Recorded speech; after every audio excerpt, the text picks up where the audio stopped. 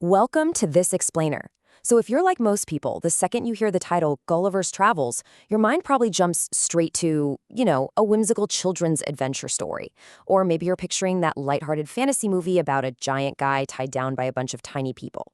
Well, I'm here to completely shatter that illusion for you today. Jonathan Swift's masterpiece, published way back in 1726, is definitely not a simple fairy tale. Actually, it's one of the sharpest, most biting critiques of human nature and society ever put to paper. We're going to decode the absolute brilliance behind this political, social, and religious critique.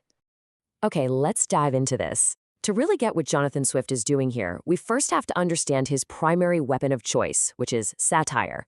Basically, satire is the criticism of a person, society, or institution through humor and irony. Swift isn't just writing some fun travel narrative. He's holding up this deeply unflattering mirror to 18th century Europe. He's taking fantasy and these wild imaginary worlds to ruthlessly mock political corruption, religious hypocrisy, and honestly, just the sheer foolishness of human pride. So here's our roadmap for the journey today. We're looking at the master and hero, Lilliput, Brobdingnag, Laputa, the Hyonyms, and finally Swift's ultimate legacy. Section 1. The Master of Satire and the Hero. This is where we meet Jonathan Swift and our guide, Gulliver. Swift, an absolutely brilliant 18th century Irish writer, created Lemuel Gulliver, an educated, practical, and highly optimistic sea captain, to anchor his blistering critiques.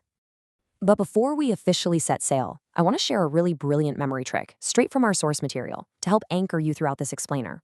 Just remember this simple formula, LBLH. That stands for Lilliput, Brobdingnag, Laputa, and Hyonyms. These are the four completely distinct societies Gulliver visits, and each voyage represents a radically different facet of society that Swift wants to put under his microscope. Moving right into Section 2, Lilliput, a land of tiny, petty politics. This is Voyage 1. Okay, so picture this. Gulliver's ship is totally destroyed, and he washes ashore only to find himself a giant among people who are a mere 6 inches tall. Now, Swift isn't just playing with scale for the fun of it, right? The tiny physical size of the Lilliputians perfectly, and I mean perfectly, symbolizes the small-mindedness of their politicians and their entire society. Literally everything about them is petty and narrow-minded. Swift uses these tiny people to mock the ridiculous conflicts of his own day. First up, we've got the high heels versus the low heels. The people of Lilliput are violently divided based on, wait for it, the height of their shoes. This is a direct, mocking jab at the real-life political parties in England at the time, the Tories and the Whigs. Then it gets even crazier. You have the big Endians versus the little Endians. They're fighting literal, bloody wars over which end of an egg you should break before eating it. I mean, it's hilarious, but it highlights the sheer, tragic absurdity of the real-world religious conflicts happening between Catholics and Protestants. And this brilliantly illustrates Swift's overarching point about bad leadership. In Lilliput, government officials aren't chosen because they're, wise, experienced, or moral. Nope. They're selected based on their ability to do rope dancing or performing these jumping and creeping tricks. It's a circus. Swift is totally skewering the way corrupt political appointments in the real world are so often based on cheap political tricks and favors rather than actual merit or wisdom.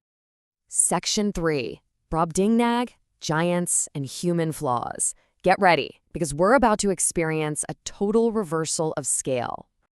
The symbolism here is incredibly powerful. Back in Lilliput, Gulliver was the giant, but in Brobdingnag, he's the tiny one, and everyone else is absolutely gigantic. The giants represent moral and practical superiority, while Gulliver's newfound smallness suddenly highlights human weakness and insignificance. And then there's the whole physical aspect to consider.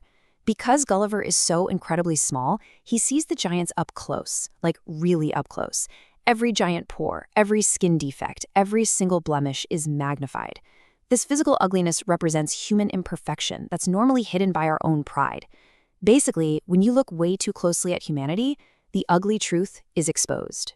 So, while he's in this land, Gulliver has a series of deep discussions with the king of Brobdingnag. Gulliver is proudly boasting about European politics, society, warfare. He totally expects the king to be super impressed. But instead, after hearing all of this, the wise king completely dismisses European civilization. He just concludes that they are greedy and violent. He sees European colonialism, gunpowder, and politics as fundamentally corrupt and cruel. And this right here, This is the crucial turning point. It marks the beginning of Gulliver's deep, deep disillusionment with his own kind. That brings us to Section 4, Laputa, the absurd flying island. This is where Swift really lets his satirical imagination fly. Now, what's really interesting about this slide is the absolute absurdity of it all. Laputa is this land ruled by scientists and philosophers who are completely obsessed with mathematics and music. But look at the sheer ridiculousness of their experiments. They're spending their days trying to extract sunbeams out of cucumbers. They're attempting to build houses starting from the roof and working downward. Oh, and they're trying to teach spiders how to weave useful webs. Swift is just openly, ruthlessly mocking impractical science and useless intellectualism here. Because the overarching theme of Voyage 3 is this profound, dangerous separation from reality. The Laputans, sure, they might be incredibly smart on paper, but they lack literally all common sense. They represent the danger of pure intellect when it's entirely separated from reality, practical value, and moral concern. I mean, having all the knowledge in the world doesn't mean a thing if you're so disconnected from the actual human experience that you can't build a proper house or even feed your own people. Which brings us to Section 5, the Huhinums.